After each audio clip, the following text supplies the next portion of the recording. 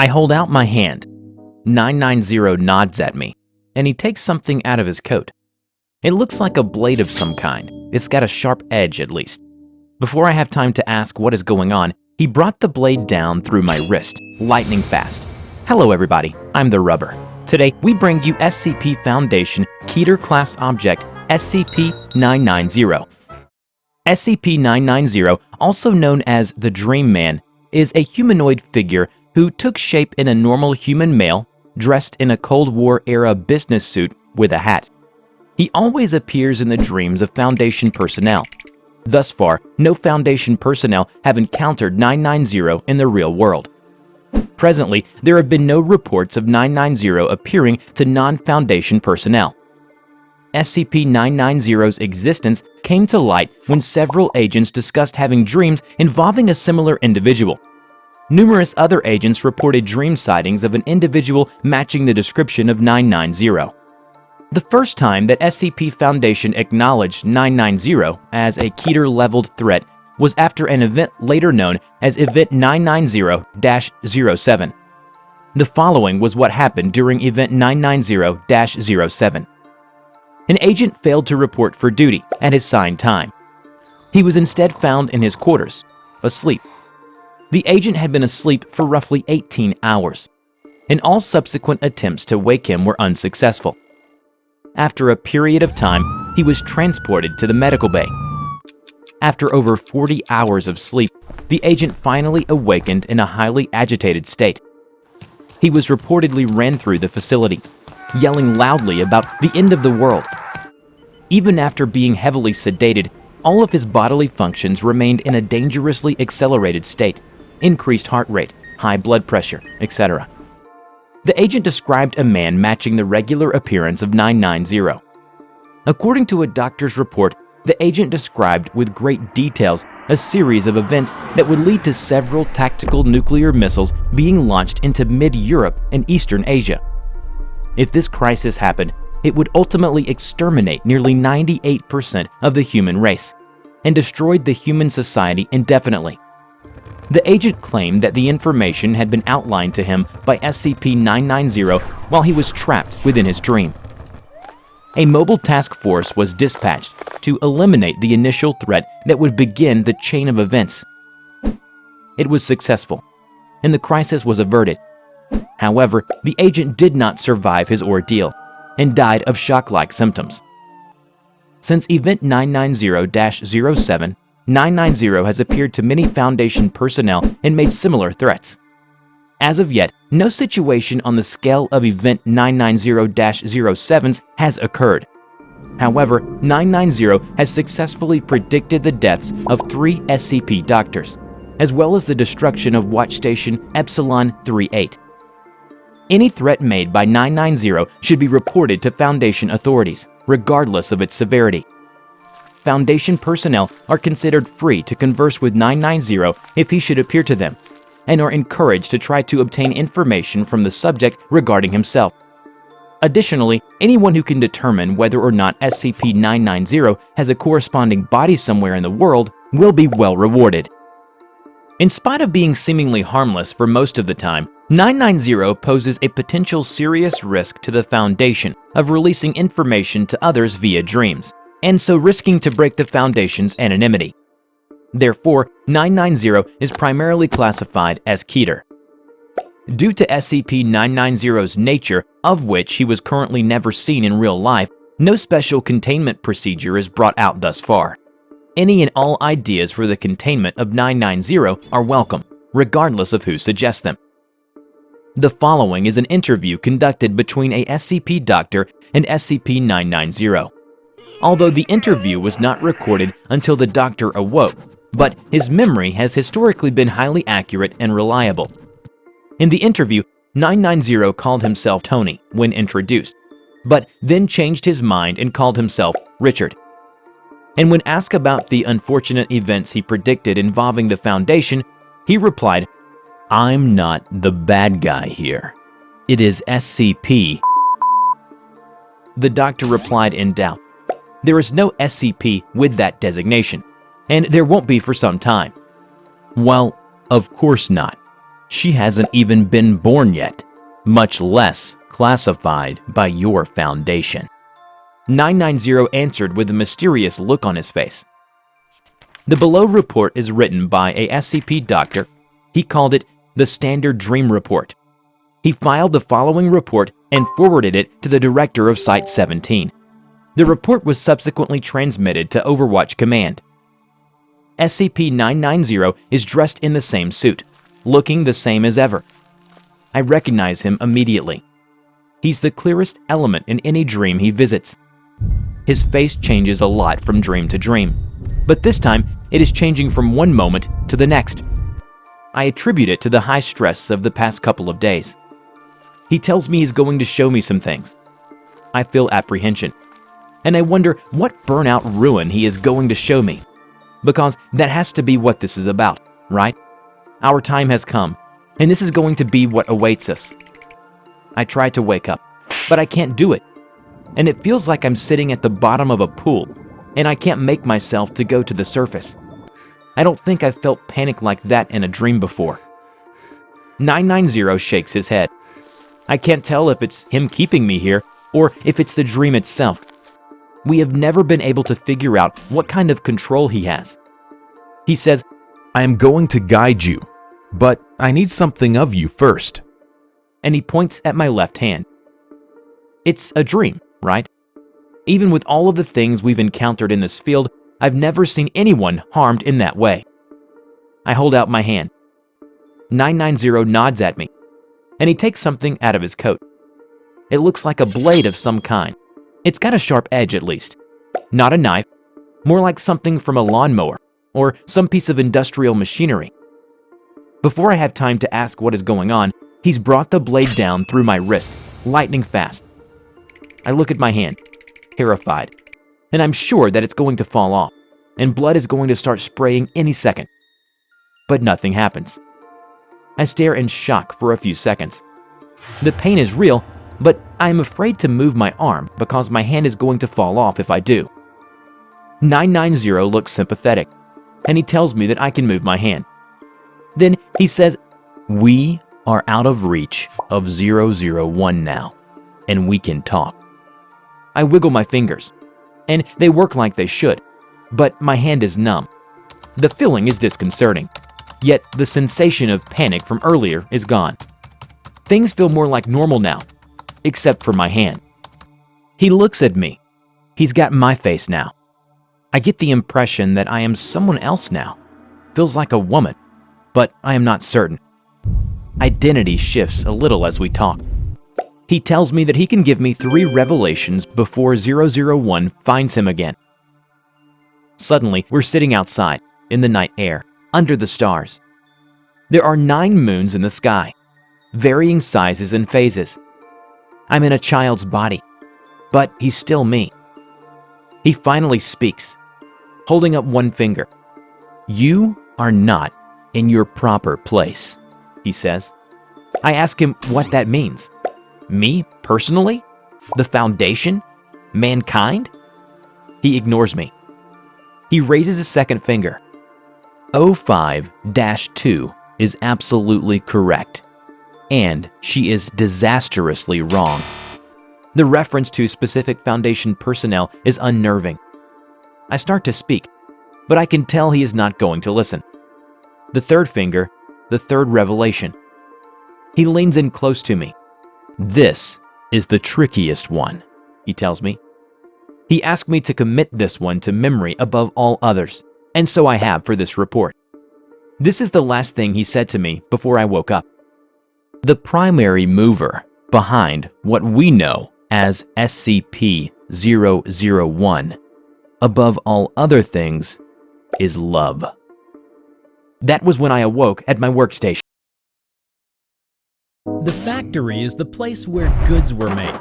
Extraordinary goods that bend the laws of physics. Goods that were produced under tears, sweat, and blood. A place where a group of men started an organization that would go on and keep these objects in check. A history of violence and human folly. But it will never be written up. It was a choice made early on in the creation of the Foundation. a researcher searched within the Foundation seeking for the origins and found himself in front of an O5. You have dug deep enough past the angel with the flaming sword, and now you found yourself intrigued by the factory, the O5 said to him. So here it is, plain and simple, straight from the horse's mouth. This is the story of an O5 council member, a story about the factory. The factory is SCP-001. Hello everybody, I'm TheRubber. Today we bring you a SCP Foundation tale, one of the many proposals of SCP-001, The Factory. The factory was built in 1835, known as Anderson Factory. It was named after an industrialist named James Anderson.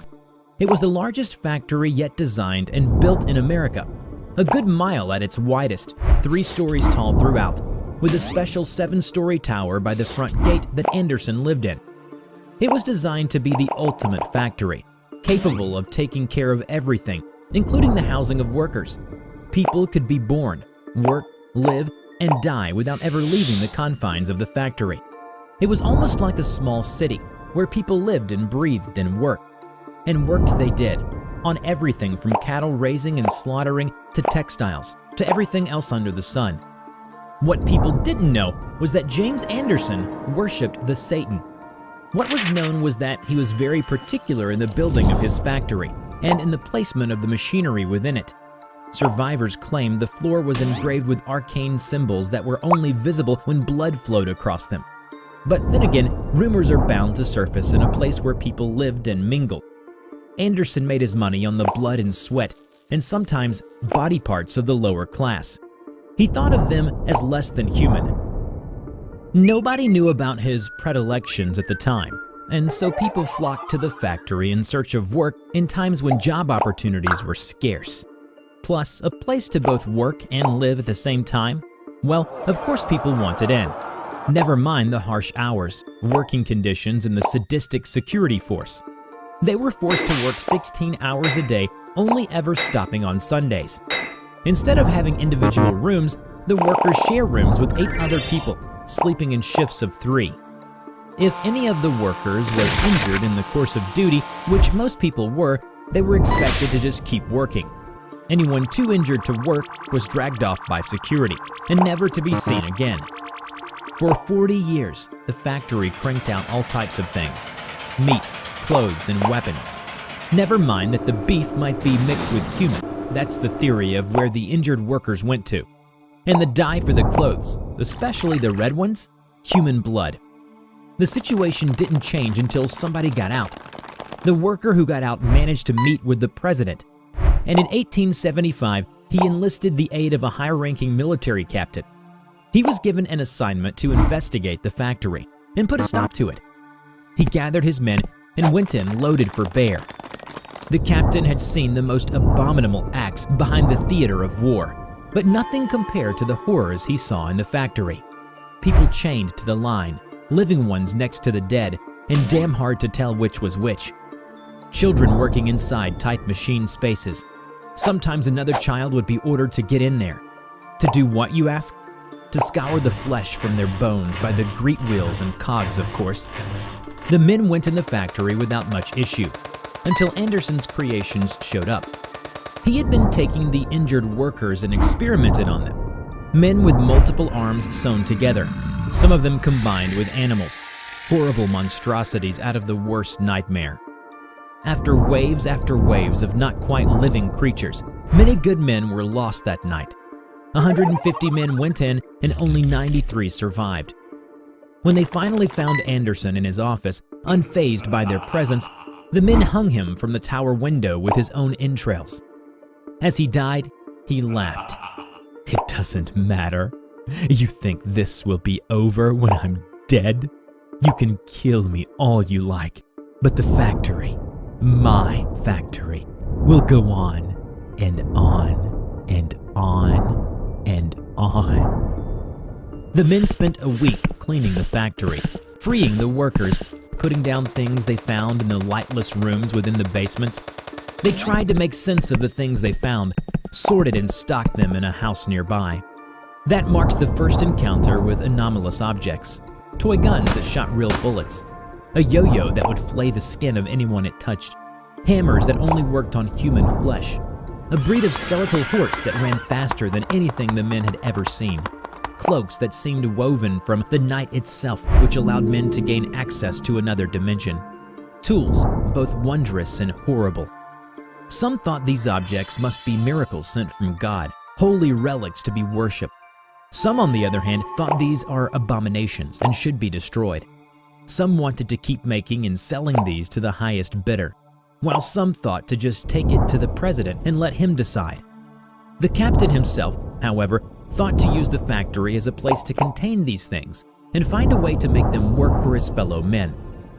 It didn't take long for infighting to break out. With only 12 people remaining, the captain decided to go through with his plan. It was the beginning of the 05 Council, the beginning of the Foundation. They were able to acquire backings from powerful people through leverages, and then some investments here, a simple invention there. Soon enough, they began to recruit more people, agents, researchers, operatives. Eventually, they built a city around the factory, which they took to calling Site Alpha. 1911 was when it all went wrong. They realized there was an alien race living among them. It was the only time the Foundation wiped out an entire race of beings, and the captain was responsible for it. The fairies overran the factory, slaughtered the people. They shrugged off their weapons like they were nothing. The captain watched his comrades die and ran deep into the dark guts of the factory. He was being chased all the way down. He could hear them behind him, feel their breath upon his neck. He was just barely one step ahead. He came to a door he had never seen before. He opened the door and dived through it, and everything was different inside. He felt safe, like nothing could harm him. The room was dark red. There was a steady thrumming of a gigantic heartbeat. In front of him, the remains of James Anderson. It began speaking with him. The factory, the tools. No matter what you did to them, you fed it. You helped it grow. But you see, these fairies, they'll destroy them, and you as well. It laughed at the captain mockingly. It was the first time since the liberation of the factory that he had felt such hopelessness. But I can help you. I can make all this like they never happened. All you need to do is just offer you and your fellow men. He knew it was a bad idea, but at that moment, he saw his friends and family killed by the fairies in flashes of visions. The captain agreed, and Anderson smiled. Once again, the captain found himself alive upon the ramparts, watching the fairies coming down from the hills. He looked around him. The Foundation was alive once more. In their hands were weapons so strong they used them to slaughter the fairies with them. Everywhere the fairies lived, they went and slaughtered them. His fellow 05 questioned his decision, thinking that they should save some in case that they might ever need them. The captain overruled them. He couldn't afford to take the chance. Soon, they moved away from the factory and shut it down, burying it under tons of rubble. The captain thought he had gotten away from paying the price of accepting Anderson's help, until one day he found one of the old toy guns that shot real bullets on his desk. The factory knew where he was. All you need to do is just offer you and your fellow men. Anderson's words kept replaying in his head. He knew he had to pay the price. The factory needed bodies. They needed someone who didn't matter, someone disposable. Hence, the D class was established. People were sent in there and never to be heard from again. Sometimes the factory just took anyone on its own, and the people never knew it was coming. It just reached out and took them. They moved their things away and started calling them Special Containment Protocol, which meant that they focused on containing them. They thought they had them tamed, but the captain had realized that they will never tame these things. Containing was the only humanly possible way for them to live alongside them. While the batteries were launched towards the repair drone, it was destroyed by a shell launched from SCP-2399. Command lost contact with Barrier Unit 45 15 seconds after the initial discharge. Hello everybody, I'm TheRubber. Today, we bring you SCP Foundation Keter-class object SCP-2399. SCP-2399, also known as A Malfunctioning Destroyer, is a massive and complex mechanical structure that is currently located in Jupiter's lower atmosphere. Since its visual discovery in 1963, 2399 has been observed heavily. It is noted for its use of highly advanced antimatter-based weaponry, which it uses to create spatial disruptions and devastating atmospheric fluctuations. These events are observable as a large red vortex, commonly known as the Great Red Spot. SCP-2399 appears to be damaged, possibly due to an impact with the Jupiter's rocky moon Io, before coming to rest in its current position. 2399 has been observed releasing multiple small, octopoid repair drones in efforts to repair the damage it has taken. Some of these drones will remain near 2399, while others will patrol nearby moons, or venture out deeper into the gases of Jupiter in search of parts that 2399 is missing. Computers estimate that 2399 is at 59% completion and has been growing at a rate of 0.78% annually. Due to 2399's location and nature, physical means of containment are currently impossible. Foundation agents stationed in major observatories are to retrieve and contain footage or images of 2399. At present, false information has thus far been able to completely suppress any knowledge pertaining to 2399 from public awareness. SCP Foundation's satellites in orbit around Jupiter are to maintain constant vigilance of 2399's reconstruction efforts and make all attempts to hinder that process if 2399 reaches a minimum of 75% completion. Additionally, a perimeter of long-range electromagnetic jamming satellites known as Barrier Array have been situated in high Jupiter orbit. Any transmissions intercepted by this array are to be summarily decoded and logged. Despite its damaged state, 2399 seems to possess a limitless power supply, along with advanced electromagnetic shielding, matter-disrupting weaponry, the ability to repair damage done to itself, and a precise tracking and targeting system. These abilities were proven when Barrier Unit 53 observed one of 2399's repair drones as it navigated closely to a piece of debris, which was quickly determined to be part of a damaged communications array. Because of the nature of this specific component and the ramifications of allowing 2399 to recover it, it was ordered that Barrier Unit 45 fire upon the drone with its onboard concussion batteries. Batteries were discharged. However, the drone appeared undamaged. Footage obtained by Barrier Unit 53 shows that while the batteries were launched towards the repair drone, it was destroyed by a shell launched from SCP-2399. Command lost contact with Barrier Unit 45 15 seconds after the initial discharge. In a later video observation, it was found that the abnormal phenomenon of 2399 led to the termination of Barrier Unit 45 by Barrier Units 44, 51, and 55.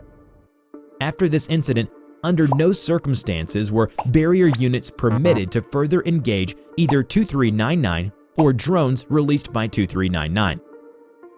Due to the large difference in technological advancement between the creator of 2399 and humans, 2399 is currently indestructible. In theory, 2399 might be left vulnerable by a powerful enough electromagnetic pulse. But unfortunately, this technology does not yet exist. Since 1971, SCP-2399 has been receiving an unending stream of electromagnetic-based communications from the Triangulum Galaxy, which is roughly 3 million light-years from Earth. From 1971 to 1985, SCP-2399 continuously received a single encoded message which, through code breaking and translation efforts, appeared to be a command to repair the damage it incurred upon entering our solar system. After this time, the Barrier Array was established to intercept these messages, This coincided with a period of radio silence from the origin of communications until 1996, when a different order began transmitting. The barrier array has prevented 2399 from receiving this command thus far. Below is the addendum written by the director of Barrier Project. We're here to protect those who can't protect themselves from things that they wouldn't even know to protect themselves from. We can't do it all, though. As many things as we've been able to contain, and as many things as we've been able to keep under lock that would threaten to destroy us all, there are still far too many that remain. Whether they are too big, too fast, or too powerful, any of these things could blink and wipe humanity from existence. The fact that they haven't done so yet is just luck. SCP-2399, however, is different. We have little information regarding 2399's motives, origins, and full capabilities. We do not understand how it is capable of communicating over such large distances, or why those who constructed it, if it was in fact constructed, sent it to us in the first place. We do not know what would happen if 2399 becomes successful in fully repairing itself, or if part of our array would break down enough to allow a message to get through. We do not know this, so we must assume the worst. Judging by what we have seen, were 2399 to have reached Earth, it would have led to our timely destruction. Sometimes, however, humanity gets a little help. Sometimes something steps in the way of the apocalypse. For us, and for 2399, it was Jupiter. As 2399 began to slow on its approach to Earth, a researcher saw what we've been able to ascertain, that 2399 struck Io, was damaged, and was unable to escape the gravitational pull of Jupiter. Its weapons activated as they were intended, but it was Jupiter that experienced doomsday, not us. Eventually, though, it's likely that 2399 will resume full functionality and will likely be able to pull away from Jupiter and proceed to its target.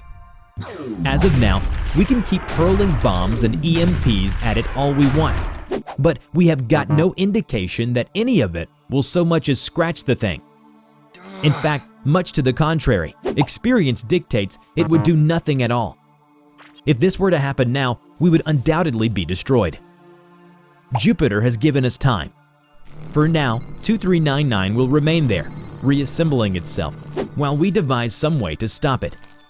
Like it or not, we are in an arms race with this thing. Our best guesses give us something like 25 years until it is able to hear past our dampening array. Until then, we must seize the opportunity that has been laid before us. We must use the time we have been given and not let it be wasted. So we devised Protocol Legionnaire. One gigantic EMP, powered by God knows what, followed by a volley of nukes big enough to wipe out our civilization 1,000 times over. A blunt plan, and simple, likely futile. Our researchers, and researchers around the globe, have yet to devise a way to deliver that kind of pulse, let alone a way to power it. There is no indication whatsoever that we will be able to complete Legionnaire on time, or if it will do what is intended once it is completed. But we must try. We must do something. Even if we have to drain our banks and empty our minds, we must try. Not often do we get a chance to see the swerving bus that will end our lives and step out of the way. Jupiter, unknowingly, has offered us that chance. I suggest we take it. SCP Foundation decided that necessary force would be authorized to destroy or incapacitate SCP-2399.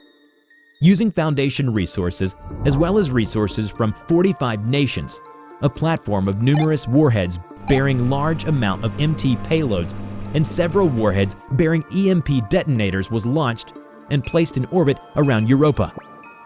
A few hours later, 15 heads of state ordered the entire payload of Project Gigas to be launched towards 2399.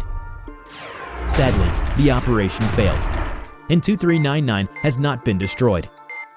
Efforts to develop alternative methods of eliminating 2399 are currently underway.